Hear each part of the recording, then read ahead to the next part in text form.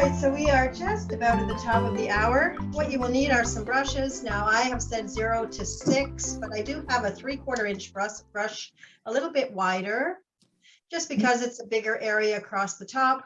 I think I have maybe an 8. So that's up to you. If you have those brushes, and I have an angle brush that I may or may not use. Some paper towels. If you have paper towel, that would be handy just to tap your brushes off. 2 dishes of water. And I'm not advertising for cream cheese, but that happens to be the container. I'll turn it to a different side. We have our picture up, so you can see that up on the camera. So this is an abstract mountain scene. And I've sent you the picture as well, so you'll have the drawing. So if you haven't been able to do the drawing, then maybe if you're not prepared to go ahead and draw it with a pencil now, then just follow along and nothing's going to be wrong. As I said, it's abstract. So whatever we end up with together as a group will be pretty amazing. It'll look great on a collage. So we have enough on that I'm going to go ahead and start. We're just at the top of the hour. So for those that are new, and I know there's a few of you that had emailed, for those of you that are new, welcome to the watercolor art class. My name is Cathy. We will do, we'll just do some breathing exercises before we start, just to get into art mode. If you have any troubles or anything bothering you, if you're able to, just set that aside in the parking lot for now. If it's really important, it will come back. And if it's not, then maybe this art class has given you that little bit of serenity that it's not as important as you thought. So not that I'm giving myself credit, you're the one that's doing whatever you need to do. So with that, we'll take 3 deep breaths, and at the top of the breath, just hold your breath just for a moment, and then you can release fast or slow. And as you release, just drop your shoulders down. Just really open up that area. It'll help you with a little more clarity and a little bit more relaxation. We get tight and tense in here, so let's work on releasing that. So we'll take a deep breath in, and hold it, and release. And drop those shoulders. Another deep breath in, and hold it, and release. And one more deep breath in, and hold it just for a moment, and release. And that period of time where you're holding your breath is actually a meditative state.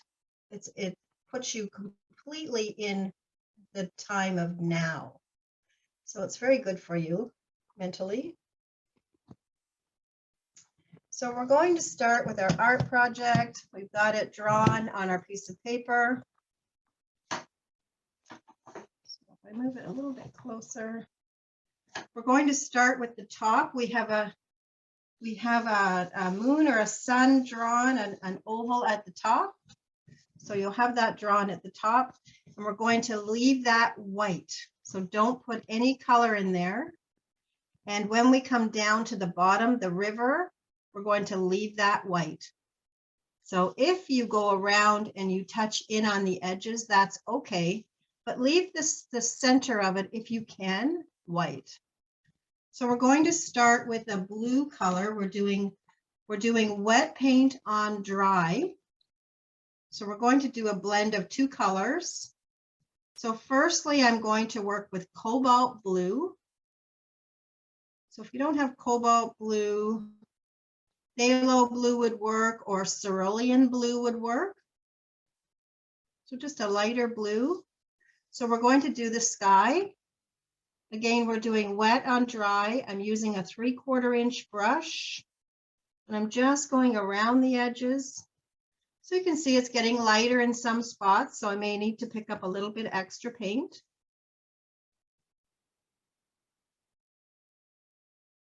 I'm just going around the edges, the top of the mountain.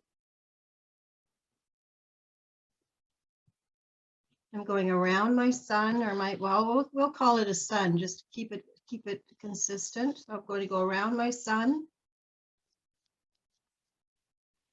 And you can see that my strokes aren't completely even all the way. I'm not necessarily looking for a completely even surface. But to that, while it's wet, I'm going to add splashes here and there of cadmium red. So it's just a medium red, and I'm just going to put that here and there on my picture in my sky, and it's going to blend with the blue.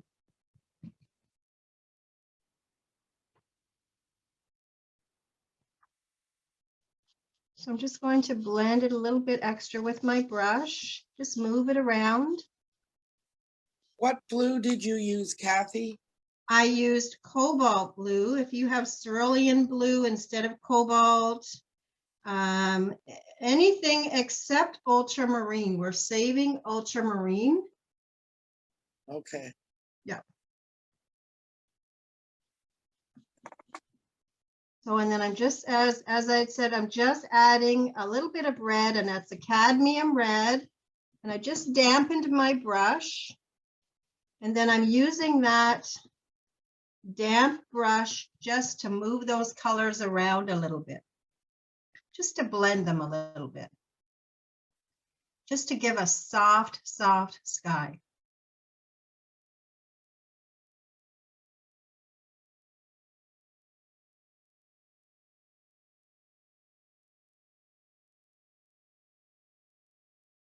So if something happens and you get a color on there and you get a cauliflower mark, which is when you add fresh paint to a dry surface, sometimes it leaves a little cauliflower circle. If you use this blending technique, just going from side to side, sometimes that will help you reduce that effect, unless that's something that you're looking for.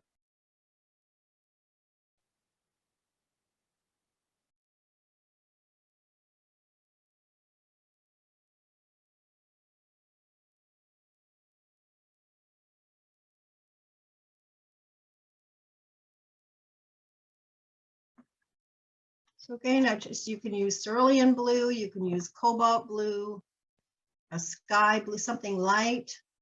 And then I just added cadmium red, a medium red if you've got it, and just stroked from side to side, just to blend that in and give it a really nice soft texture.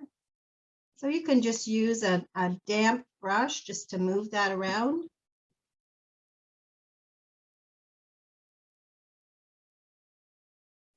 So we're just leaving that sun white.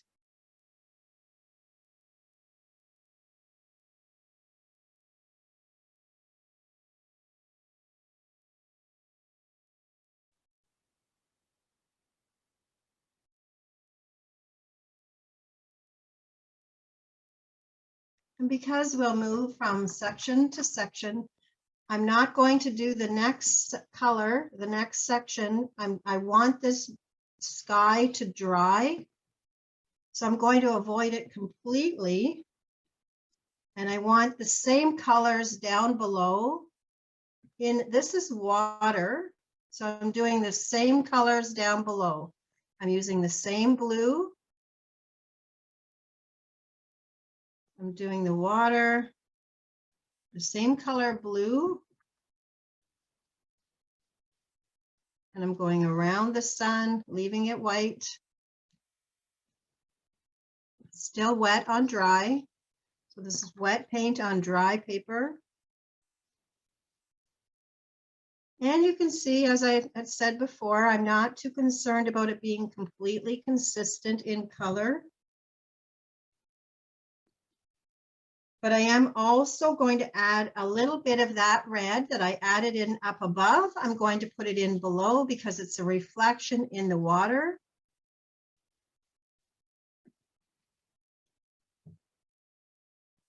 So if it's more red in one spot and I don't want it quite that red because it's still wet, I can add blue. And I'm just giving that water a little bit of movement just by doing a few strokes. And so far we've got the mountain scene drawn.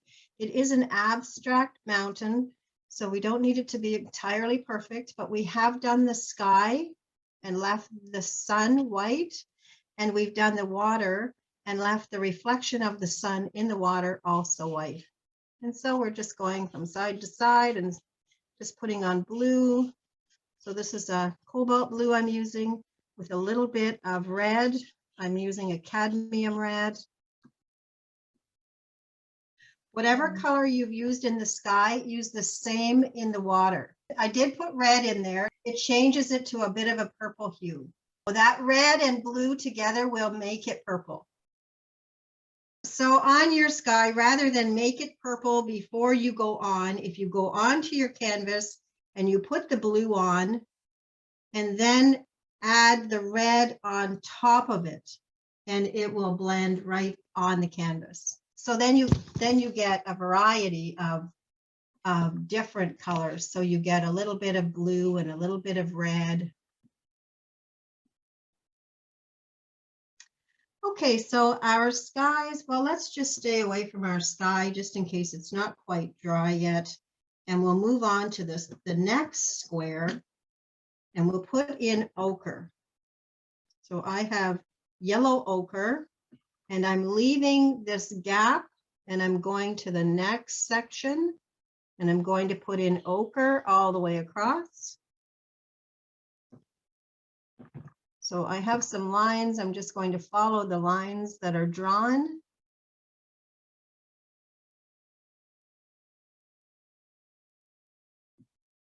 And I'm putting in ochre. And watercolor dries 20 to 30% lighter than when you put it on. So if you want a nice solid ochre looking color, then go as dark as you possibly can, but know that we can go back on if we choose to and do it a second time for a really nice coating.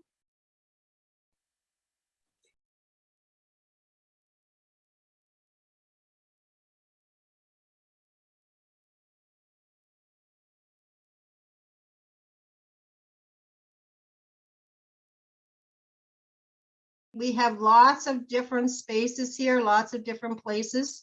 This is what makes it more abstract. And when we look from a distance, we can see that there are different layers, different levels. So we just have the ochre on. And again, I don't want to disturb that.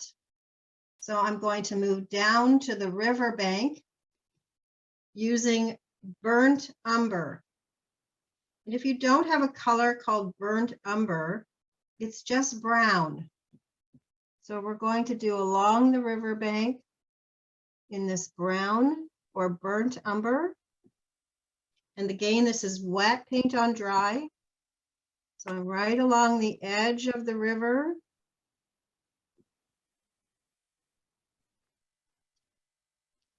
And then I'm just going to fill that area in. So I'm switching to a larger brush because it is a bigger area. So back to my 3/4 inch. And if the spots on my riverbank are lighter or darker in different places, I'm okay with that. I actually don't want it to be a completely solid piece. I want it to have a little bit of variance. So as it starts to dry, I may add a few little slices of color here and there.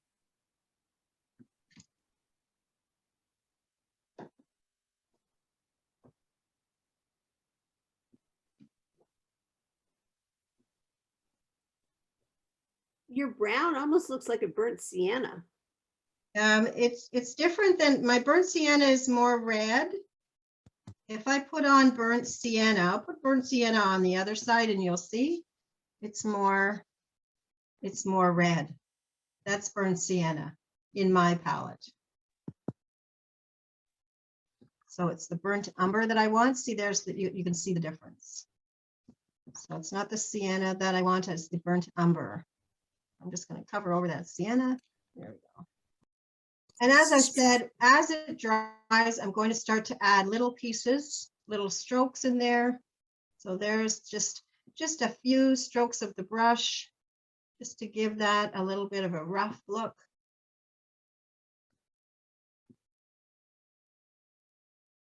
And my riverbank has decided it wants to come down into my blue water, so I'm just going to extend that so that it's just a bit of a arch. So again, it's starting to blend by itself because it's still wet, so I can still add a few more. So a little less water, a little thicker paint.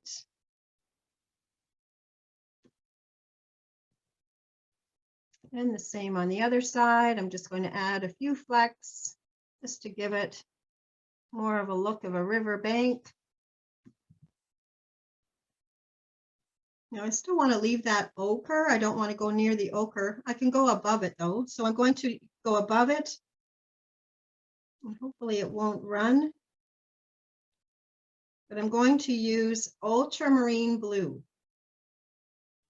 So it's a different blue than the sky and a different blue than the water. It's quite a vibrant blue. So this is where I'm going to do my mountains. And again, wet paint on dry. If I go a little bit higher and hit some of my sky, I'm not worried about that. It is the top of a mountain, so it can be a little bit craggy. Have a few points and peaks here and there. So I can create those as I go along if I like. It doesn't all have to be rounded. It can be some points. But I'm looking for a fairly solid color all the way across. So this isn't so much water, it's more paint than water. It's a heavier, bolder color.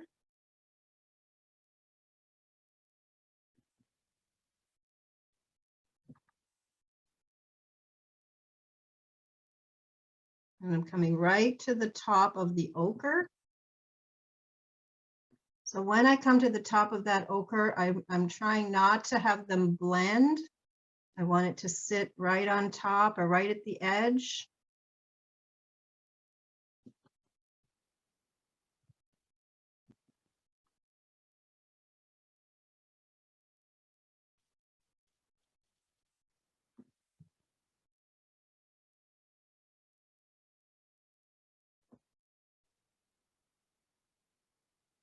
And again, these are mountains, so they don't have to be completely even in tone all the way through.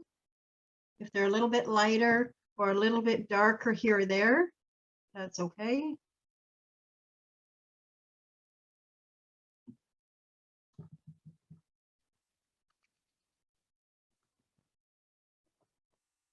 Now we're just about at halftime, so while you're finishing painting your mountain, I'll go ahead and read our May You Know Joy meditation card for everyday living. Today's word is compassion. May you know compassion. May you know that compassion is innate in all human beings. Nurture compassion and begin with accepting yourself for who you are and without judgment.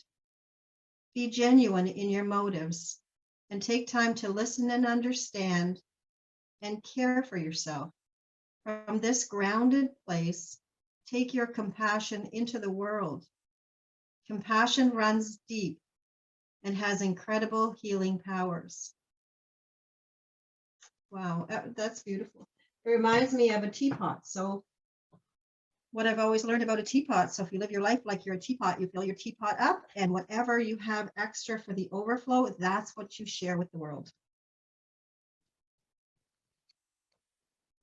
So the next color we're going to do some green, and that is underneath the ochre.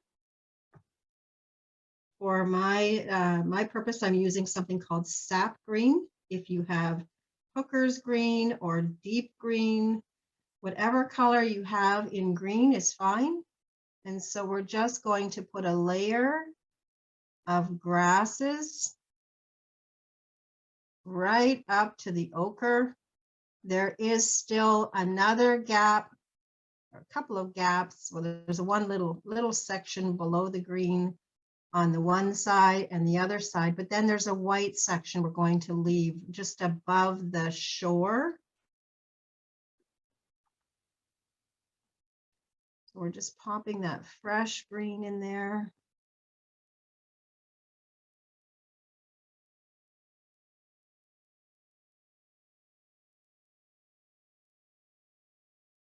And there's two little sections on either side that just pick up that ochre again. There's just two little sections on either side that just pick up that ochre underneath the green. But we still want to leave that white. And so remember that this is just a piece of paper or canvas if that's what you're using. Take a deep breath. If you want to recreate this and put in different colors, then you can. You've got the drawing or the idea. But it's just a piece of paper. And so we'll just treat it as a piece of paper and take a deep breath and relax.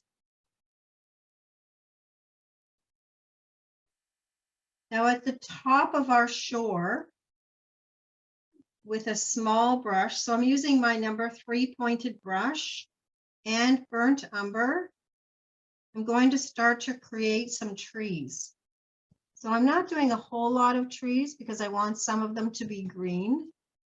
And I'm not doing any specific technique except I'm starting at the top of the shore and I'm drawing a little stick coming up, different heights, and I'm touching the shore and flicking that brush up. And I'll do a little cluster of trees just to have a little bit of variance there. We're going to come back on again with the green in between the trees. So leave room, but we're just doing some, just a few background for trees. So again, I'm just touching on my shore and letting the brush lightly flick up just to get that shape of a tree, a little bit of a tree trunk.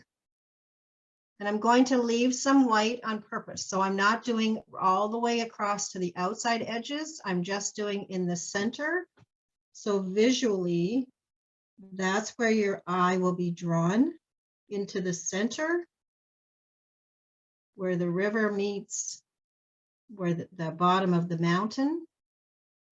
That's where we want our eye to be drawn to.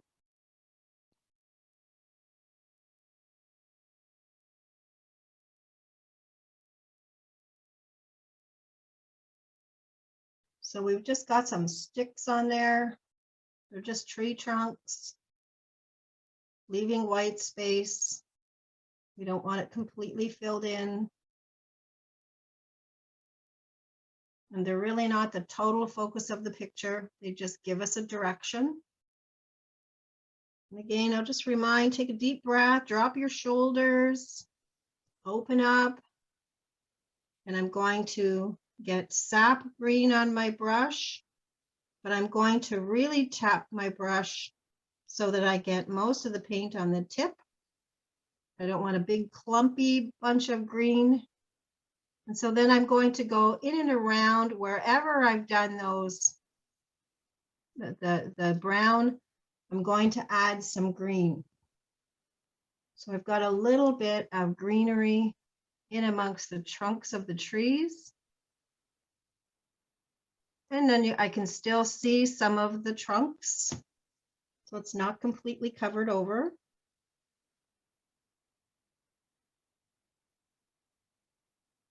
And I'm going to move to the other side. Well, actually, I'll do a few little green, little bit of greenery right in the center, right at the edge of the water. So it looks like it's in the background. And I'm still leaving white. and also letting that burnt umber or tree trunk show up. If for whatever reason you've put more green than you anticipated, you can go back on and we can add a little bit extra brown.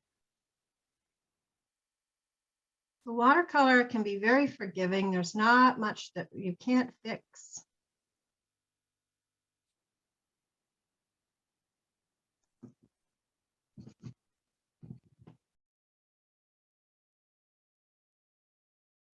I found I added a little bit extra green more than I wanted, so I went back on and put a little bit extra burnt umber.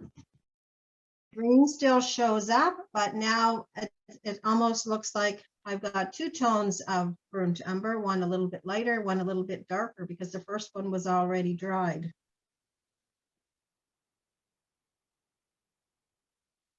So play with it until you get that nice background looking trees, a forest look. We're going to do something called a lifting off technique. So if I get my brush damp or wet in the water and then tap it off onto paper towel so that most of the water is off my brush, and I'm going to take my brush at the side of my mountain by the sun, and I'm pulling that down on my mountain. So I'm pulling, I'm brushing and lifting off paint. So I'm with a damp brush, I'm wiping away some of the paint, and it may take more than once to do it, but I'm lifting off to give the look of where the light is hitting on my mountain. Now, Kathy, you just wet your brush and dried it so it's damp. I wet my brush and I didn't dry it completely. I only tap it off on paper towel so it's still damp. And then I'm going the same direction on all of the mountains. So I'm deliberately not going this way. I'm going the same direction. So I'm just wiping my brush along the side of the mountain. And then I'm tapping that paint that I pick up onto my paper towel. And again, I'll have a damp brush and I'll be able to lift off paint. So I'm not necessarily looking for a completely straight line. So if I want to move that line a little bit, I can just with a damp brush.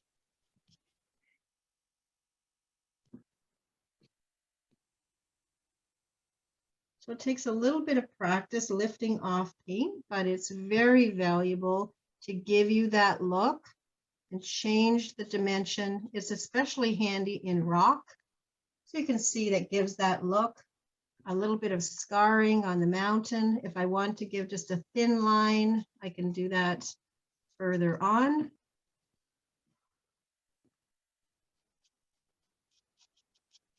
But I'm going the same direction for each mountain. So you can lift off more or less.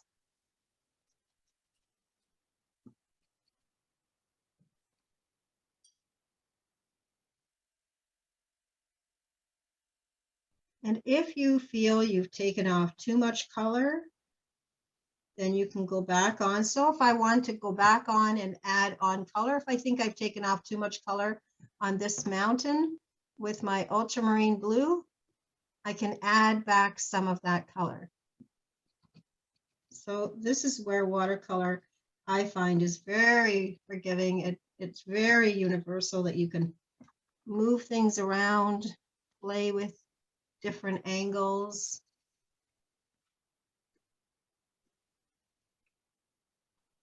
This lifting off technique is especially nice when you're doing flowers. It gives you a nice soft edge.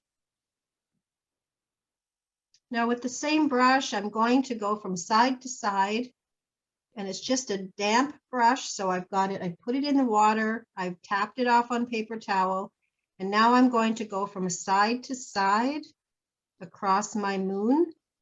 And what it's going to do is pick up the color that's already there. So I still want to leave some white, but I want to pick up the blue that's there and pull it into my moon, or my, well, I guess we'll call it a moon now. We've changed it, or sun. But I'm picking up the outside color and putting it into the white. Still leaving white, but now it gives it more of a smoky color. And I'm going to do the same in the water.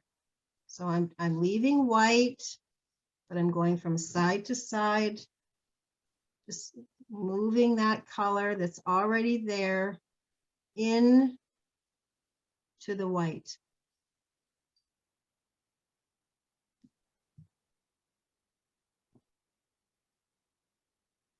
So it's not completely white anymore. There is still some white, but it's got some nice reflections. Kathy, Yes. did you dip your brush into any paint, or you're just using? No, I didn't use any paint. It's only a dampened brush pulling the paint that's already there. And I can go ahead with the same technique with a damp brush. I can put some marks here and there. I can lift a little bit of paint from my ochre, giving a light spot in some places, just lightening up here and there.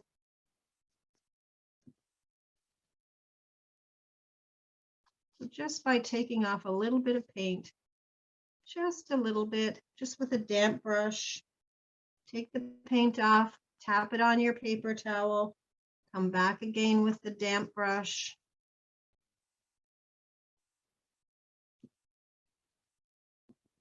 It just gives a little bit of sunlight in my field before the mountain.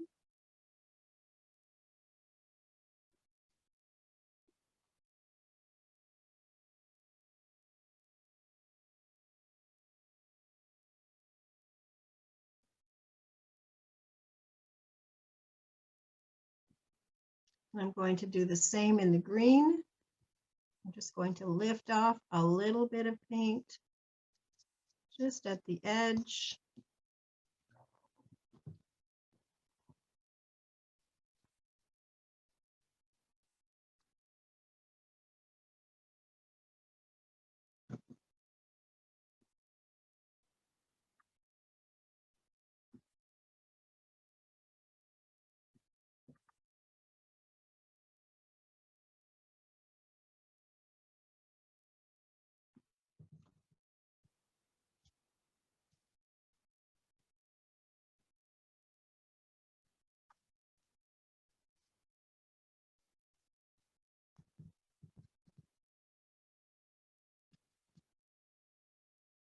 Now my water is looking a little bit too smooth. I want to give it a little bit of energy. So I'm going to go back in with just watered down cobalt blue, the same color that's there. I'm just going from side to side, just with a wide brush.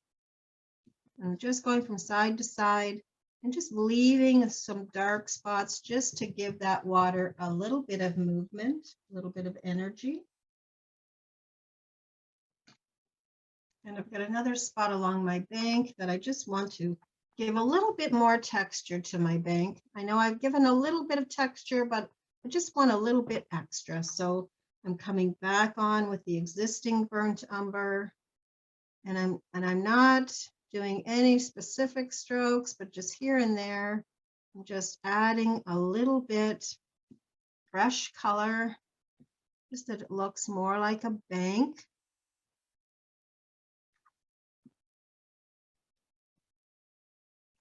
And with the same burnt umber, I'm going to deliberately make a craggy edge along the shore. Because it's fresh paint on top of what's already there, it will be that much darker. So I'm just here and there, just giving a little bit of a rocky look to the edge.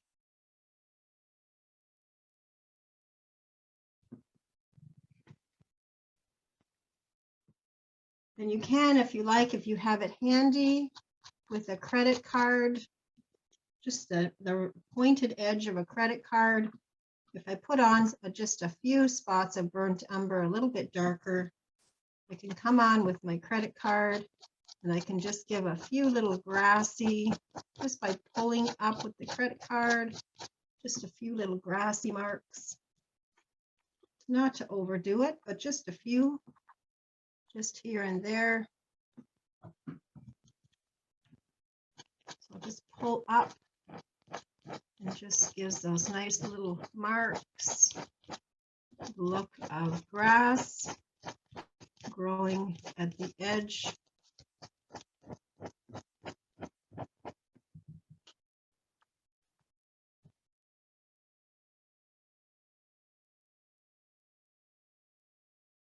And not to spend too much time on those details, as that's not the focal point of the picture. Again, take a deep breath. And the hardest part we have now is to decide where do we put our artist signature. And remember to sign your art. That way, when you're looking at it on the collage or you're looking at it again, you will always identify that it was yours. So I've just signed right into the picture.